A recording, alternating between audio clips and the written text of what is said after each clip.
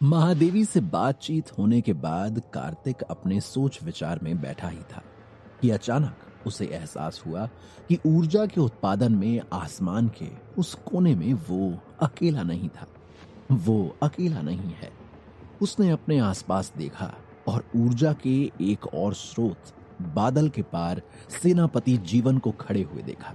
जीवन के चेहरे पर बहुत गहरी नाराजगी थी और वो अपने हाथों में एक त्रिशूल लिए हुए खड़ा था। वो जैसे इसी इंतजार में था कि महादेवी से मानसिक तरंगों से संपर्क करते हुए कार्तिक का ध्यान टूटे और उसके बाद वो उससे बातचीत करे। ये देखकर कार्तिक को अच्छा लगा कि सेनापति ने उस पर अचानक हमला करने जैसी कोई हरकत नहीं की थी। ये एक तरह से उसका भरोसा जीतने का पहला कदम था। कार्तिक ने खड़े होकर बड़े सम्मान के साथ सेनापति को अंदर आने का न्योता दिया और अपनी ऊर्जा कवच के अंदर ही उसके बैठने के लिए एक आसन का निर्माण किया। कार्तिक ने कहना शुरू किया, सेनापति जीवन, मुझे इस लड़ाई में होने वाले सारे नुकसान के बारे में कितना अफसोस है, ये मैं शब्दों में नहीं बता सकता। जिस तरह से तुम यहां आए हो उसके लिए भी मेरे मन में बहुत गहरा धन्यवाद है। मैं फिर से अपनी बात को दोहराता हूं, मेरा यहां आने का उद्देश्य कहीं से भी गलत नहीं था, बल्कि मैं इसी उद्देश्य से यहां पर आया था कि नागलोक के सेनापति के साथ बुरी ऊर्जा से लड़ने के लिए हाथ मिला सकूं। लेकिन मुझे पता नहीं था कि मेरा ही एक दोस्त फिलहाल बुरी ऊर्जा के वश में है। यही गौतम वागले है जिसने मुझे यहां आने का रास्ता भी बताया था और जिसके बारे में तुमने भी पता लगाया, और बाकी की कहानी तो तुम जानते ही हो। ये कहकर कार्तिक ने एक मौन रखकर दोबारा कुछ देर में कहा, असल में सिंह वंश के मुख्यालय में महापाप की ऊर्जा से भरा हुआ जो सुरक्षा कवच रखा था, उसकी काली ऊर्जा का उपयोग इसने एक अच्छे काम के लिए करना चाहा, लेकिन ये काली ऊर्जा को संभाल नहीं सका। काली ऊर्जा ने इसे नियंत्रित कर लिया, जिसके फलस्वरूप इसे विनाश ने नियंत्रित कर लिया और इस रूप में यहां भेज दिया। इसमें इसकी गलती नहीं है, मैंने इसे बचा लिया है। अब मेरी औषधियों के प्रयोग से इसके शरीर में कहीं से कहीं तक किसी भी काली ऊर्जा का कोई लेश मात्र भी नहीं बचेगा। उसके बाद तुम जान सकोगे कि ये एक बहुत ही अच्छा इंसान है। सेनापति ने कार्तिक की बात ध्यान से सुनी और कहा, मैं फिलहाल किसी पर पूरी तरह भरोसा करने की स्थिति में नहीं हूं। मेरे लोग पर एक के बाद एक हमले हुए हैं और मुझे इसकी सुरक्षा का इंतजाम करना है। मैंने उसी वक्त देख लिया था कि तुम ऊर्जा के एक अदृश्य बादल में इसे इलाज करने के लिए ले गए हो। मैंने चुपचाप तुम्हें ऐसा करने दिया। ऐसा इसलिए नहीं कि मैंने तुम्हारी बातों पर भरोसा कर लिया है, लेकिन ऐसा सिर्फ इसलिए कि नागलोक का नियम है कि हम सिर्फ उन्हीं पर हमला करते हैं जो हम पर हमला करते हैं। हम निहत्थों और मजबूर लोगों पर हमला नहीं करते। उस समय इसकी हालत बुरी थी और तुम्हारी इसके प्रति भावनाएं मित्रता की थीं। जहां तक तुम्हारी बात है, तुमने अभी तक हमारे किसी सैनिक के साथ कोई बुरा काम नहीं किया है, इसलिए अभी तक हम तुमसे अच्छे से बर्ताव कर रहे हैं। लेकिन अगर तुमने कोई भी ऐसा काम किया जिसमें नागलोक के किसी भी व्यक्ति के साथ किसी भी तरह का गलत बर्ताव किया गया है, तो फिर तुम हमसे भले की उम्मीद नहीं कर सकते। नागलोक का नियम है कि हम अच्छे लोगों के लिए जितने अच्छे होते हैं, बुरे लोगों के लिए उतने ही बुरे भी हो सकते हैं। कार्तिक ने सहमति में सर हिलाया और कहा, मैं तुम्हारी बात समझता हूं और नागलोक के नियमों और सैनिकों की इस बहादुरी का सम्मान करता हूं। तो अब तुम मुझे बता सकते हो कि तुम्हारा यहां पर आने का मूल उद्देश्य क्या था? कार्तिक ने जीवन को कर्ण पिशाचिनी की कही हुई सारी बात और नागमणि का महत्व बता दिया। नागमणि के बारे में सुनते ही जीवन के चेहरे पर संदेह और अविश्वास का भाव आ गया और उसने कार्तिक की ओर घूरते हुए कहा, नागमणि के बारे में तुमसे किसी भी शक्ति ने कहा हो, लेकिन उसका ख्याल तुम्हें तुरंत छोड़ देना चाहिए। वो हमारे लोक की सबसे महत्वपूर्ण मणि है और उसकी शक्तियां अनंत हैं। उन्हें हम किसी के भी हवाले नहीं कर सकते। यहां तक कि अगर हमें तुम पर भरोसा हो जाए तो भी हम तुम्हें वो नहीं देंगे, क्योंकि उसका उपयोग केवल नाग वंश के लोग ही कर सकते हैं।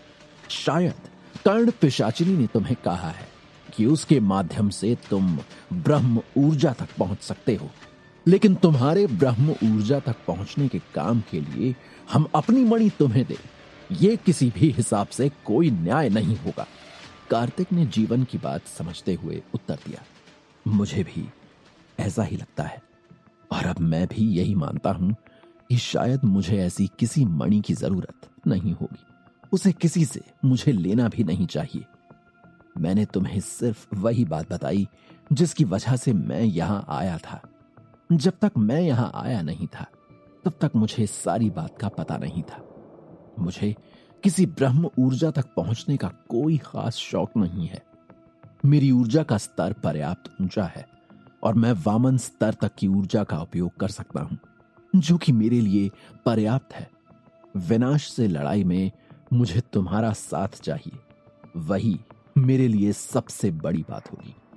अगर किसी मणि या किसी ऊर्जा की जरूरत पड़ेगी तो मुझे यकीन है कि तुम खुद उसका उपयोग सही जगह पर और सही वक्त पर करोगे।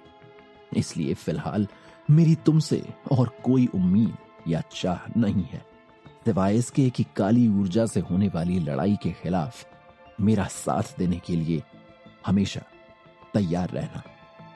जीवन ने गर्मजोशी से सहमति दी और कहा, काली ऊर्जा से लड़ने के लिए नागलोक और मैं हमेशा से तैयार रहे हैं। ऐसा करने की हमारी एक बहुत लंबी कहानी है, जिसके बारे में शायद तुम्हें पता नहीं होगा और जिसके बारे में अभी तुम्हें जानने की जरूरत भी नहीं है। लेकिन एक बात याद रखो, जब तक तुम्हारे इरादे नेक हैं, जब तक तुम सही वजह और सही तरीके से काली ऊर्जा के खिलाफ लड़ रहे हो, तब तक तुम हमसे इसकी उम्मीद रख सकते हो कि हम तुम्हारा साथ देंगे। बस तुम्हें इस बात का ध्यान रखना होगा कि किसी भी हालत में कोई भी काम ऐसा ना हो जिससे नागलोक पर या नागलोक के किसी भी नागरिक पर कोई आंच भी आ जाए। वैसे काम में हम तुम्हारे साथ नहीं रहेंगे, चाहे वो काम किसी काली ऊर्जा से लड़ने के लिए ही क्यों ना किया जा रहा हो। सेनापति की बात पूरी भी नहीं हुई थी कि अचानक एक तेज कड़कड़ाहट के साथ आसमान में बहुत सी बिजलियां कौंधने लगीं। सेनापति जीवन ने अपने आसपास देखा और उसके बाद कार्तिक की शक्ल पर देखा। ये क्या हो रहा है? जीवन ने संदेह से पूछा। शायद अपनी पिछली चाल के असफल हो जाने के बाद हमारे दुश्मनों ने अपनी कोई अगली चाल चली है। मुझे लगता है इसमें विनाश का ही हाथ है, और अब मैं सोच रहा हूं कि आखिर वो किस चीज के पीछे है। कहीं वो भी? जीवन ने कार्तिक की बात समझ ली और बात को आगे बढ़ाया। नागमणि? हां, ये बिल्कुल स्वाभाविक सी बात है। अगर ऐसा है तो हमें मिलकर नागमणि की रक्षा करनी होगी, और अगर तुम ऐसा करते हो तो इसे ही मैं तुम्हारी अच्छाई का सबूत मानूंगा। कार्तिक ने हां में सर हिलाया और इसके साथ ही दोनों खड़े हो गए। कार्तिक ने गौतम की ओर देखा और जीवन से कहा, मैं तुम्हारा साथ देने के लिए पूरी तरह तैयार हूं, लेकिन बस हमारी नई दोस्ती के नाम पर मुझे तुमसे एक छोटी सी मदद चाहिए। मैं चाहता हूं कि नागलोक के सबसे अच्छे वैद्य के पास गौतम का इलाज हो, ताकि वो जल्दी से जल्दी अपनी साधारण स्थिति में आ सके। तुम नहीं जानते, लेकिन हमारी इस लड़ाई में गौतम हमारी बहुत मदद कर सकता है।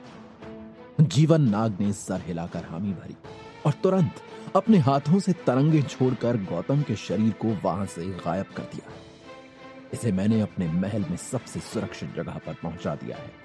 इसके साथ ही वहां पर मेरा संदेश भी पहुंच गया है, इसलिए वहां इसकी देखभाल सबसे अच्छे तरीके से होगी। इसकी चिंता करने की अब तुम्हें जरूरत नहीं है। अब हमें इस चीज पर ध्यान देना चाहिए कि ये बिजलियां क्यों गिर रही हैं और उसके पीछे क्या कारण है। कार्तिक की ऊर्जा से बने हुए आकाशीय विमान को उसने लुप्त कर दिया। अब दोनों उस क्षेत्र की ओर चले जहां पर नागलोक का दरवाजा था। यही वो जगह थी जहां गौतम और कार्तिक की लड़ाई हुई थी। वहां सामने बहुत से सैनिकों की लाशें पड़ी हुई थी, जिन्हें देख जीवन बहुत ही विचलित हो रहा था, लेकिन जीवन भी एक सैनिक था और इस तरह की स्थिति उसे कमजोर ना बनाकर मजबूत ही बनाती थी। उसका अडिग मनोबल देखकर कार्तिक का मन भी उसके प्रति सम्मान से भरा हुआ था। पर थोड़ा ही आगे जाकर जब कार्तिक ने इस चीज पर ध्यान दिया कि ये बिजलियां किस तरह एक खास स्थान पर तेजी से कड़क रही थी, तो वो तुरंत वहां मौजूद काली ऊर्जा और उससे निकलने वाले स्रोत को पहचान गया।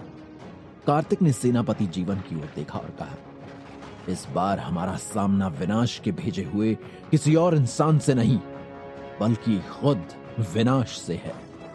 विनाश से नहीं, बल्कि महाविनाश से। कड़कड़ाती बिजली के साथ एक आवाज आई। इसी के साथ सारी बिजलियां एक जगह इकट्ठी होने लगी और एक तेज बवंडर का आकार लेने लगी। ये एक ऐसा आकार था जिसमें साफ साफ एक बहुत ही भयानक चेहरा दिखाई दे रहा था।